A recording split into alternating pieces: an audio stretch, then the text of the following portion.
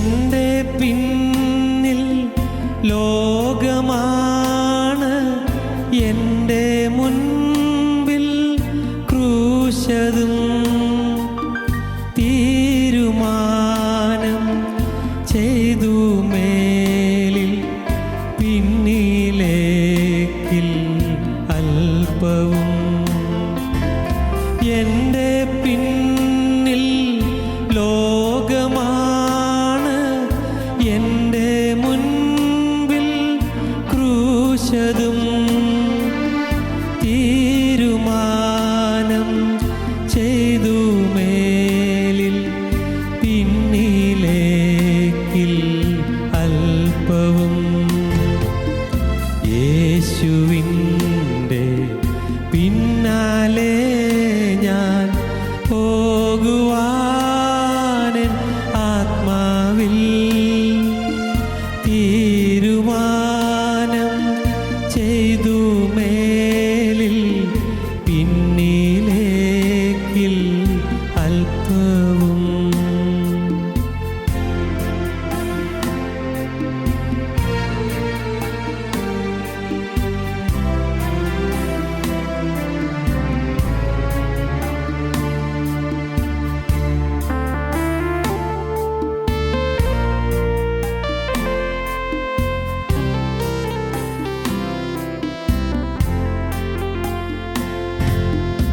എൻ്റെ കൂടെ ആരുമില്ല എങ്കിലും ഞാൻ പോയിടും.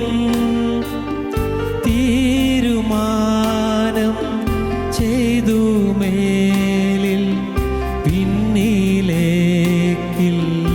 അല്പവും. എൻ്റെ കൂടെ ആരുമില്ല എങ്കിലും ഞാൻ പോയിടും. തീരുമാനം ചെയ്തു മേലിൽ പിന്നിലേക്കിൽ അല്പവും. യേശുവിൻ്റെ പിന്നാലെ ഞാൻ പോകുവാനെൻ ആത്മാവിൽ തീരുമാനം ചെയ്തു മേലിൽ പിന്നിലേക്കിൽ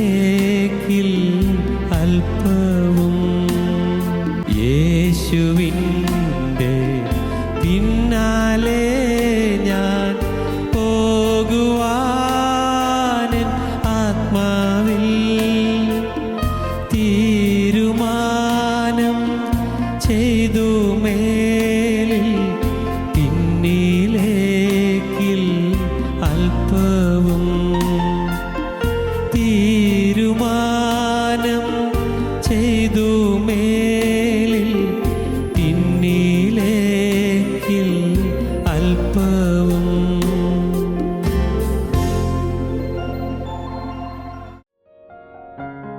ഞങ്ങളും ക്രൂശിക്കപ്പെട്ട ക്രിസ്തുവിനെ പ്രസംഗിക്കുന്നു. ദൈവ തിരുനാമത്തിന് മഹത്വം ഉണ്ടാകട്ടെ. കൊടുങ്കാറ്റേറ്റ് അഴലുന്ന മനുഷ്യർ. കൊടുങ്കാറ്റ്,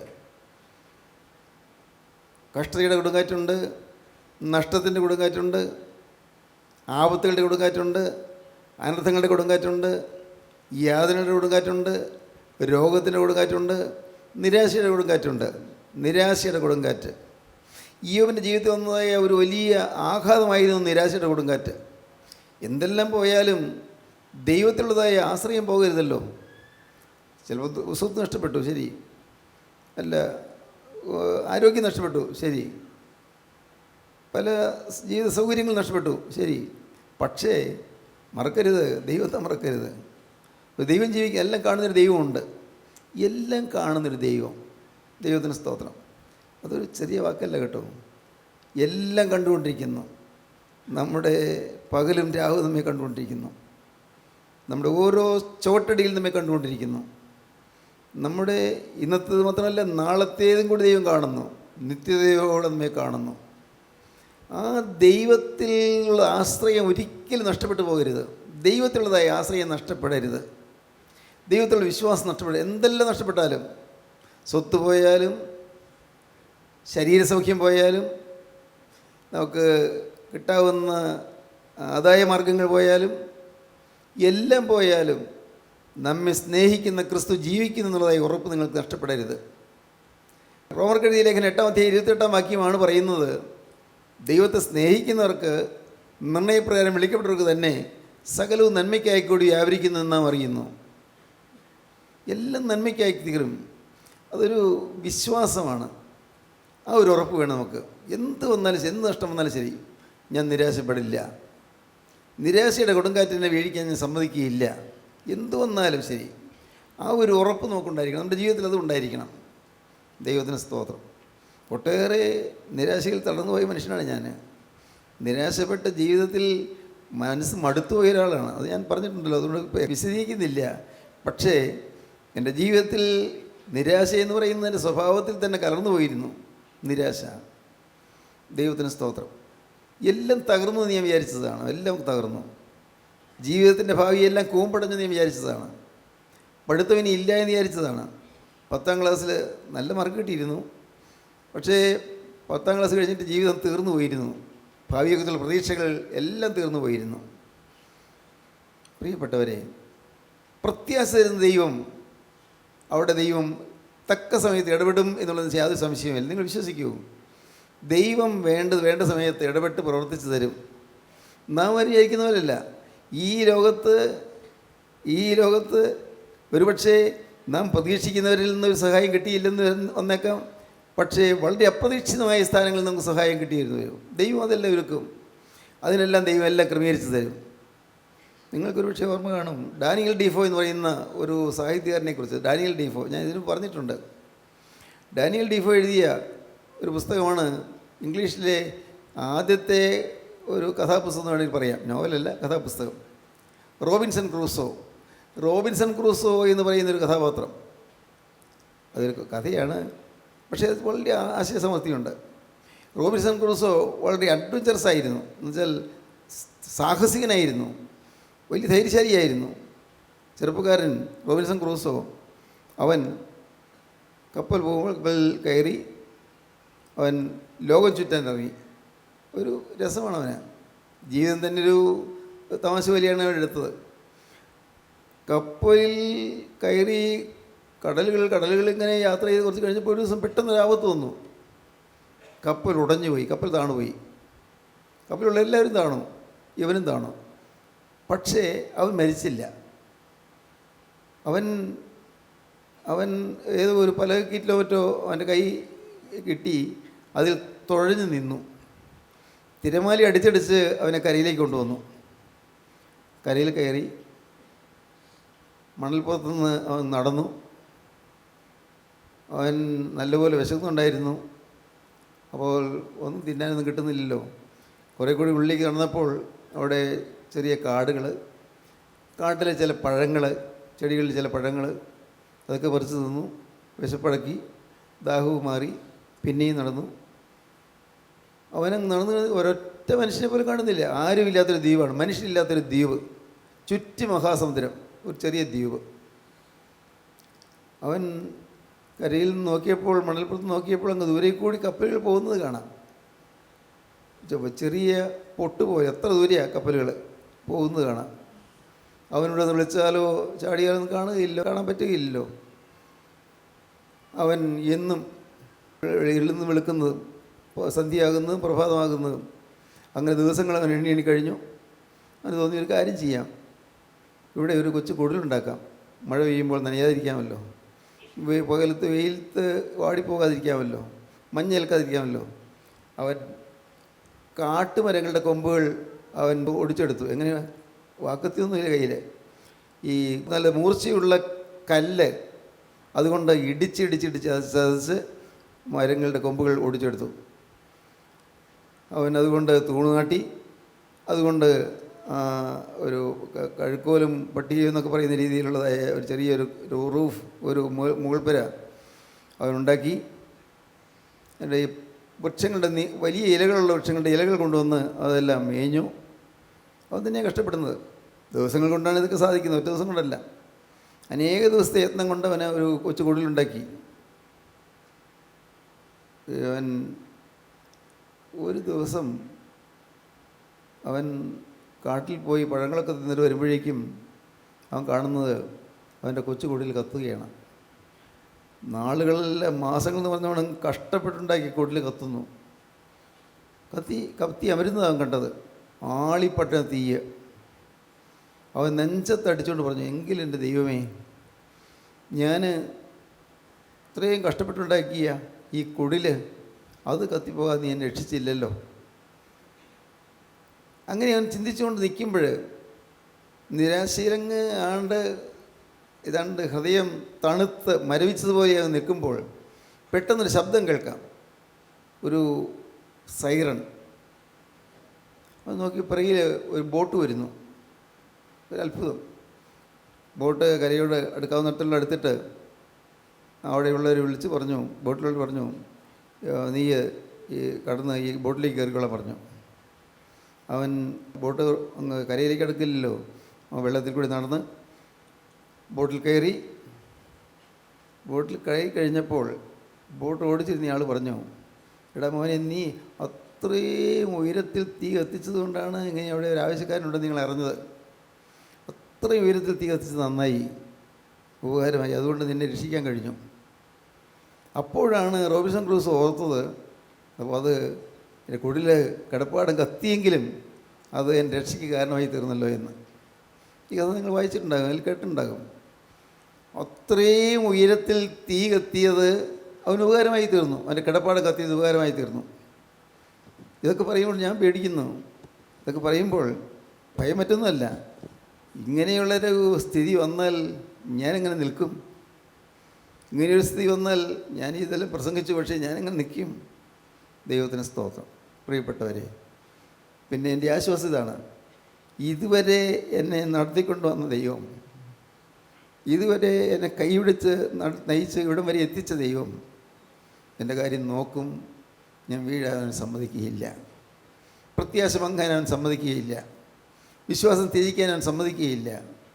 എന്നെ കരിപിടിപ്പിച്ചു വന്ന് എന്നെ കൊണ്ടുവന്ന്, എന്നെ മെനഞ്ഞിതുവരെയും കൊണ്ടുവന്ന് എന്നെ നയിച്ചു കൊണ്ടുവന്ന കർത്താവ് ഞാൻ തളരാൻ സമ്മതിക്കുകയില്ല.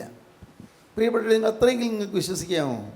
നിരാശകരമായ സാഹചര്യങ്ങൾ വരുമ്പോൾ എല്ലാം ദൈവം നന്മയ്ക്കാക്കി തീർക്കുമെന്ന് നിങ്ങൾക്ക് വിശ്വസിക്കാൻ പറ്റുമോ? അതൊരു വലിയ കാഴ്ചപ്പാടാണ്. എന്തെല്ലാം വന്നാലും എൻ്റെ ജീവനുള്ള ദൈവം ദുഃഖിക്കാണ്ട് വരുത്തുകയില്ല, എൻ്റെ മനസ്സ് പതറുകയില്ല. പറയാൻ എളുപ്പമാണ്, പക്ഷേ അത് ജീവിതത്തിൽ അനുഭവിക്കാൻ വളരെ പ്രയാസമാണ്.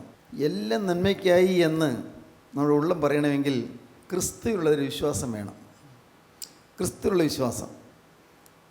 എന്നെ കാക്കുന്നവൻ മയങ്ങുകയില്ല, എൻ്റെ പരിപാലകൻ ഉറങ്ങുകയുമില്ല,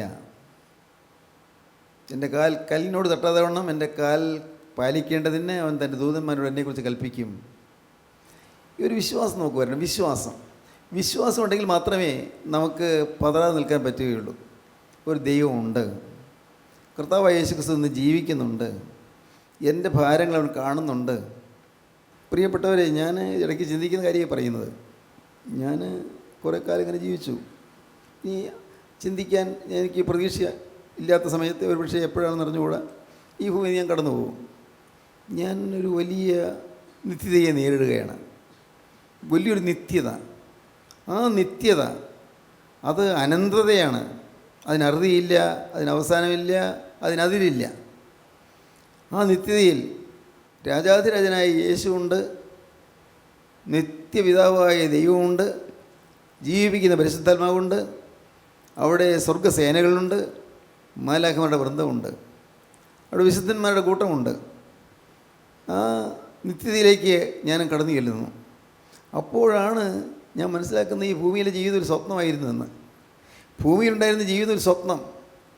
രാത്രിയിൽ 12 മണിക്കൂറുള്ളതിലൊരു 7 മണിക്കൂർ ഉറങ്ങിയിരിക്കട്ടെ, ആ 7 മണിക്കൂറിൽ അല്ല 6 മണിക്കൂറിൽ ഉറങ്ങിയ 6 മണിക്കൂറിൽ ഒരു 2-3 മിനിറ്റ് ഒരു സ്വപ്നം കാണുന്നു എന്നതുപോലെ മാത്രമേ ഉള്ളൂ ഈ ഭൂമിയിലെ ജീവിതം. ഞാൻ അക്കരെ കടന്ന് ചെല്ലുമ്പോഴാണ് മനസ്സിലാകുന്നത് വെറും വ്യർത്ഥമായിരുന്നല്ലോ ഭൂമിയിലെ ജീവിതം. ഇതെല്ലാം താൽക്കാലികമായിരുന്നല്ലോ.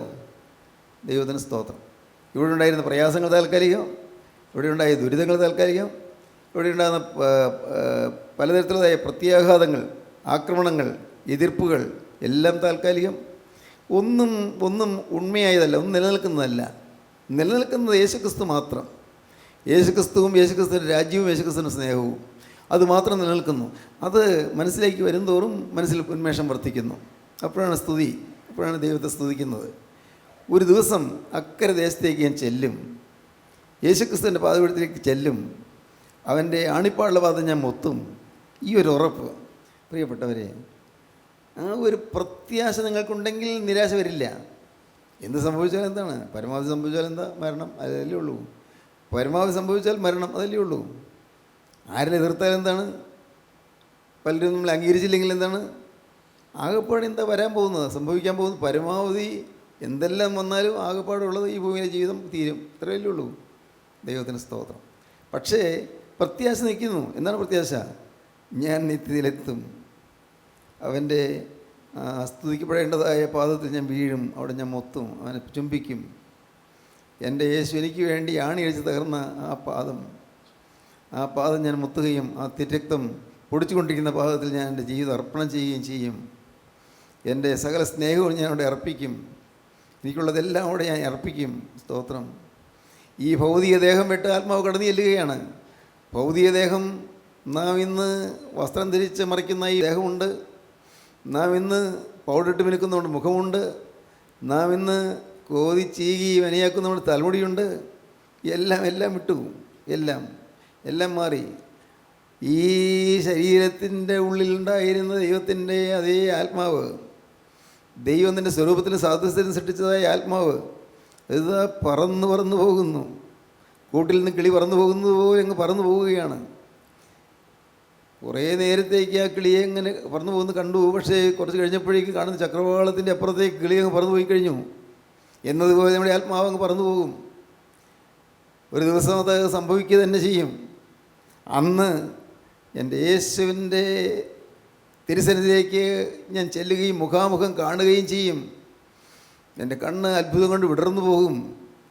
കണ്ണ് വിടർന്ന് ഞാൻ സന്തോഷത്തോടെ യേശുവിനെ കൺകുളിർക്കെ കാണും. ഹലോട്ട്, ദൈവത്തിന് സ്തോത്രം. പ്രിയപ്പെട്ടവരെ, ജീവനുള്ള ദൈവത്തിൻ്റെ അരികിലേക്ക് ഞാൻ ചെല്ലും. നിത്യനായ ദൈവത്തെ ഞാൻ ഭജിക്കും, ഞാൻ പൂജിക്കും, അവനെ ഞാൻ ആരാധിക്കും. അവൻ്റെ പാദപീഠത്തിലെത്തും. എൻ്റെ വിശുദ്ധന്മാർ ആഘോഷിക്കുന്ന ആ മഹത്വമേറിയ സദസ്സിൽ ഞാനും ചേരും. സ്തോത്രം. ഈ ഒരു പ്രത്യാശ നമുക്കുണ്ടായിരിക്കണം, പിന്നെ നിരാശ വരില്ല. ഈ ഒരു പ്രത്യാശ ഉണ്ടായിരിക്കണം. അത് നിങ്ങൾ പല നാളുകൾ ചെന്നിട്ട് വേണ്ട സമ്പാദിക്കാൻ. ഈ പ്രത്യാശ കുറേ നാൾ ഉപവാസം എടുത്തിട്ട് വേണ്ട സമ്പാദിക്കാൻ, കുറേ നാളിരുന്ന് വചനം കേട്ടാലും പുസ്തകങ്ങൾ വായിച്ചിട്ട് വേണ്ട സമ്പാദിക്കാൻ. ഈ പ്രത്യാശ നിങ്ങൾക്ക് ഒരു സെക്കൻഡ് വൈകാതെ കിട്ടണം, ഇപ്പോൾ തന്നെ കിട്ടണം. എങ്ങനെ? എൻ്റെ ഈ ജീവിതം മുഴുവൻ കർത്താവേ, എനിക്കിനിയൊന്നും ചിന്തിക്കാനില്ല, ഈ ജീവിതം നിൻ്റെ കൈകളിലേക്ക് ഞാൻ കൈമാറുകയാണ്. ഒരിക്കലായിട്ട് ഞാനിതാ നിൻ്റെ കരങ്ങളിലേക്ക് വയ്ക്കുകയാണ്. നാഥ, എനിക്ക് പറയാൻ വേറെ വാക്കുകളില്ല, ചിന്തിക്കാൻ വേറെ ചിന്തകളില്ല, എനിക്ക് ആലോചിക്കാൻ കാര്യമില്ല, വേറെ കാര്യങ്ങളൊന്നുമില്ല. ഒരേ ഒരു കാര്യം മാത്രം, എനിക്ക് വേണ്ടി ജീവൻ ത്യജിച്ച, എനിക്ക് വേണ്ടി തിരക്തം ചിന്തിയ, എനിക്ക് വേണ്ടി ക്രൂശിൽ മരിച്ച എൻ്റെ രക്ഷകൻ്റെ ഭാഗത്തിലേക്ക് എത്തിച്ചേരുക എന്നുള്ളതല്ലാതെ എനിക്ക് വേറെ ലക്ഷ്യമില്ല. സ്തോത്രം. ഇതാണോ നിങ്ങളുടെ തീരുമാനം? നിരാശകളെല്ലാം പോകും. എല്ലാ നിരാശയും, എന്തെല്ലാം നിരാശകരമായ സാഹചര്യങ്ങളുണ്ട്, എല്ലാം പോകും. പ്രതീക്ഷകളെല്ലാം മങ്ങിപ്പോകും. പേടിക്കേണ്ട. ദൈവത്തിന് സ്തോത്രം. പ്രിയപ്പെട്ടവരെ, ഈ ഒരു ഉറപ്പ് നിങ്ങൾക്കുണ്ടായിരിക്കണം. നിങ്ങളെന്നും വേദന കേൾക്കാൻ വരുന്നു, വചനം ധാരാളം കേൾക്കുന്നു. പക്ഷേ നിർഭാഗ്യവശാൽ നിങ്ങൾക്ക് ഈ ഒരു ഉറപ്പ് പലർക്കും കിട്ടുന്നില്ല. ഇന്ന് ഞാൻ ഈ ഭൂമിയിൽ നിന്ന് കടന്നുപോയാൽ എൻ്റെ പ്രിയൻ്റെ പാദപീഠത്തിൽ എത്തിച്ചേരും എന്നുള്ള ഉറപ്പ് കിട്ടുന്നില്ല. ഇന്ന് ഞാൻ ഈ ഭൂമിയിൽ നിന്ന് വിട പറഞ്ഞു പോയാൽ, തീർന്നു പോയാൽ, ഈ ലോകത്തുള്ളതിനെ എല്ലാം വിട്ട് ഞാൻ അപ്പുറത്തേക്ക് കടന്നു പോയാൽ എൻ്റെ യേശുവിൻ്റെ സന്നിധിയിൽ ഞാൻ എത്തുമെന്നുള്ളതായി ഉറപ്പില്ല. വിശുദ്ധന്മാരുടെ നിരയിലേക്ക് ഞാൻ ചെല്ലി വരുന്നുള്ള ഉറപ്പില്ല. പ്രിയപ്പെട്ടവർ, അതാണ് കുഴപ്പം. ആ ഉറപ്പ് എങ്ങനെ സമ്പാദിക്കാം? വേറൊന്നും നിങ്ങൾ ചെയ്യേണ്ട. നിരാശയെല്ലാം മാറും. ആ ഉറപ്പ് സമ്പാദിക്കാം. എങ്ങനെ സമ്പാദിക്കാം? കർത്താവായ യേശു ക്രിസ്തു ജീവിക്കുന്നു എന്ന് നിങ്ങൾ വിശ്വസിച്ചുകൊണ്ട് നിങ്ങളുടെ ജീവിതം ക്രിസ്തുവിൻ്റെ കരങ്ങളിലേക്ക് ഏൽപ്പിക്കുക, പൂർണ്ണമായി വിട്ടുകൊടുക്കുക.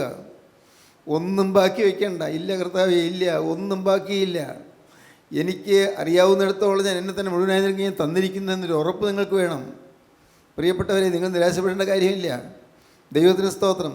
Once for all it is committed to him. എൻ്റെ കർത്താവിന് വേണ്ടി മുഴുവൻ ഞാൻ കൊടുത്തു കഴിഞ്ഞിരിക്കുന്നു, ഒരിക്കലായിട്ട് ഏൽപ്പിച്ചു കഴിഞ്ഞിരിക്കുന്നു. ഈ ഉറപ്പ് നിങ്ങൾക്കുണ്ടോ? ഉണ്ടെങ്കിൽ നിങ്ങൾ പറഞ്ഞാൽ നല്ലത്, ഇല്ലെങ്കിൽ നഷ്ടമാണ്. അത് പറഞ്ഞേ പറ്റൂ, ഉണ്ടാകണം, ഉറപ്പുണ്ടാകണം. പ്രിയപ്പെട്ടവരെ, എന്തെല്ലാം നേടിയാലും എല്ലാം വിട്ടിട്ട് പോകും. എന്തെല്ലാം ഉണ്ടെന്ന് പറയട്ടെ. നമുക്ക് ജീവിക്കാൻ സുഖസൗകര്യങ്ങൾ കൊണ്ടെന്നിരിക്കട്ടെ, നമുക്ക് നല്ല ചുറ്റുപാടുകളും നല്ല സൗകര്യങ്ങളും ഉണ്ടെന്നിരിക്കട്ടെ. പക്ഷേ ഇതെല്ലാം വിട്ടൊരു ദിവസം നാം അപ്പുറത്തേക്ക് പറന്നു പോകും. ദൈവത്തിന് സ്തോത്രം. പ്രിയപ്പെട്ടവർ വന്ന് നിൽക്കും, ദുഃഖത്തോടെ നിൽക്കും. ആളും കടന്നു പോയല്ലോ എന്നോർത്ത് ദുഃഖിക്കും, പലരും കരഞ്ഞുകൊണ്ട് നിൽക്കും, ചിലരെ മ്ലാനോദരായി നിൽക്കും. പ്രിയപ്പെട്ടവരെ, എന്നാൽ ആർക്കും ഒന്നും ചെയ്യാൻ സാധ്യമല്ല. ആർക്കും ഒന്നും ചെയ്യാൻ സാധ്യമല്ല. എല്ലാവരും വീർപ്പടക്കി നിൽക്കും, എല്ലാവരും വിതുമ്പലോടെ നിൽക്കും, എല്ലാവരും ഏങ്ങലടികളോടെ വിതുമ്പി കരഞ്ഞുകൊണ്ടിരിക്കും. ദൈവത്തിന് സ്തോത്രം. പക്ഷേ ശരീരത്തിൽ നിന്ന് ആത്മാവ് പറന്നകന്നു കഴിഞ്ഞു. ശരീരത്തിലുണ്ടായിരുന്ന ആത്മാവ്, അതുവരെ ഈ ശരീരത്തിൽ കുടികൊണ്ടിരുന്ന ആത്മാവ് പറന്നകന്നു കഴിഞ്ഞു. പിന്നെ ചെയ്യാവുന്നത് എത്രയും വേഗം ഈ ശരീരം മറവ് ചെയ്യണമെന്നേ ഉള്ളൂ. എത്രയും വേഗം ശരീരം മറവ് ചെയ്യുക, പിന്നെ ചെയ്യാവുന്ന കാര്യം അതേ ഉള്ളൂ. പ്രിയപ്പെട്ടവർ, എന്നാൽ ഈ ആത്മാവോ നിത്യനാഥനായ കർത്താവായ യേശുവിൻ്റെ പാദപീഠത്തിലണഞ്ഞു കഴിയുന്നു. സ്തോത്രം. എന്തൊരു ശാന്തതയാണ്, എന്തൊരു സമാധാനമാണ്. ഇവിടെ ദുരിതമുണ്ട്, ഇവിടെ ദുഃഖമുണ്ട്, ഇവിടെ വേദനയുണ്ട്, ഇവിടെ രോഗമുണ്ട്, ഇവിടെ അപകടങ്ങളുണ്ട്, ഇവിടെ അനർത്ഥങ്ങളുണ്ട്, ഇവിടെ അത്യാക്രമണങ്ങളുണ്ട്, എല്ലാം ഉണ്ട്. പക്ഷേ എന്നാൽ ഇതൊന്നുമില്ലാത്ത ദേശത്തേക്ക് നാം പറന്നു ചെല്ലുന്നു. സ്തോത്രം. എന്തൊരു മഹാഭാഗ്യം. ആ മഹാഭാഗ്യം നമുക്ക് തരാനാണ് കർത്താവ് യേശു ക്രിസ്തു ഭൂമിയിലേക്ക് വന്നത്. ചന്ദ്രനിലേക്ക് പോകുന്ന വാഹനത്തിൽ, അതിനുവേണ്ടി പ്രത്യേകം സജ്ജീകരിക്കുന്ന വാഹനത്തിൽ കയറാനും അതിൽ ഇരുന്ന് ചന്ദ്രനിലെത്താനും നീൽ ആംസ്ട്രോങ്ങിന് വളരെ നാളത്തെ പരിശീലനം വേണമായിരുന്നു. ഇർവിൻ എന്ന് പറയുന്ന ശാസ്ത്രജ്ഞനും പരിശീലനം വേണമായിരുന്നു. അവർ ചന്ദ്രനിലെത്തി, ചന്ദ്രനിൽ കൂടി നടക്കുകയൊക്കെ ചെയ്തു. ചന്ദ്രനിൽ നിന്ന് കിട്ടിയതായ കല്ലുകളും മണ്ണുകളും മണലുകളും എല്ലാം ഇവിടെ ഈ എറണാകുളത്ത് സെൻറ് ആൽബർട്ട്സ് കോളേജിലേക്ക് കൊണ്ടുവന്ന് പ്രദർശിപ്പിക്കുകയുണ്ടായി. ഇതെല്ലാം കേൾക്കുന്നു, നാം വായിക്കുന്നു. ശരി, പ്രിയപ്പെട്ടവരെ, വളരെ നാളത്തെ പരിശീലനം വേണം.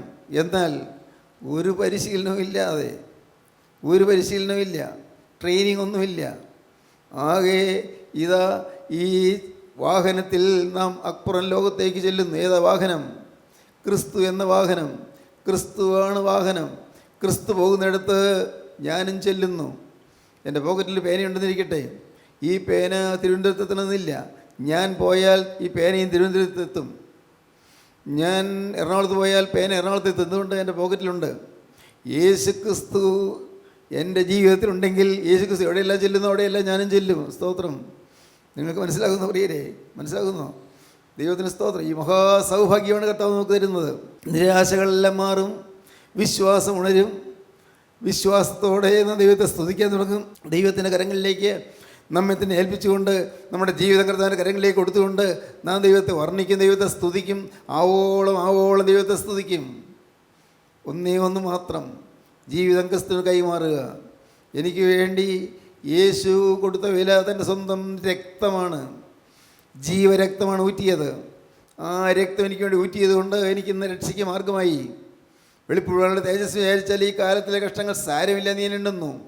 ഞാൻ പറന്നു വരുന്നു. കർത്താവിൻ്റെ കരങ്ങളിലേക്ക് ഏൽപ്പിക്കൂ. യേശുവിനോട് നിങ്ങളൊരു വാക്ക് പറയൂ. കർത്താവേ, ഇത്രയും കാലം പല കാര്യങ്ങൾ നിരാശപ്പെട്ട് ഞാൻ ജീവിച്ചു. ഇത്രയും കാലം ഞാൻ ഏറ്റവും നിരാശനായി, ഏറ്റവും ക്ഷീണിതനായി, പല കാര്യങ്ങളിലും അവശനായി, പ്രതീക്ഷിച്ച പല കാര്യങ്ങൾ നടക്കാത്തതുകൊണ്ട് പരവശനായി ഞാൻ ജീവിച്ചു. എൻ്റെ കർത്താവേ, ഇത്രയും കാലം നിരാശയുടെ കാലങ്ങളായിരുന്നു. എന്നാൽ ഇന്ന് പ്രത്യാശയുടെ ഒന്നാമത്തെ ദിവസം തുടങ്ങുകയാണ്. പ്രത്യാശ. യേശു ജീവിക്കുന്നു. എൻ്റെ യേശു എന്നെ സ്നേഹിക്കുന്നു. യേശു എൻ്റെ പാവം പോക്കുവാൻ കുരിശിൽ മരിച്ചിരിക്കുന്നു. എൻ്റെ സകല പാവവും യേശു ഏറ്റെടുത്തിരിക്കുന്നു. ഞാൻ ഏൽക്കേണ്ട ശിക്ഷ യേശു ഏറ്റിരിക്കുന്നു. എനിക്ക് നരകം ഒഴിവാക്കി തന്നിരിക്കുന്നു. സ്വർഗത്തിലേക്കുള്ള വാതിൽ തുറന്നു തന്നിരിക്കുന്നു. ഇതാ ഞാനും വരുന്നു കർത്താവേ, ഇതിൻ്റെ പിന്നാലെ ഞാനും വരുന്നു. ഹല്ലേലൂയ, ദൈവത്തിന് സ്തോത്രം. അങ്ങനെ നിങ്ങൾക്ക് പറയാൻ പറ്റുമോ? യേശുവേ, നിൻ്റെ പിറകെ ഞാനും ഇതാ വരുന്നു.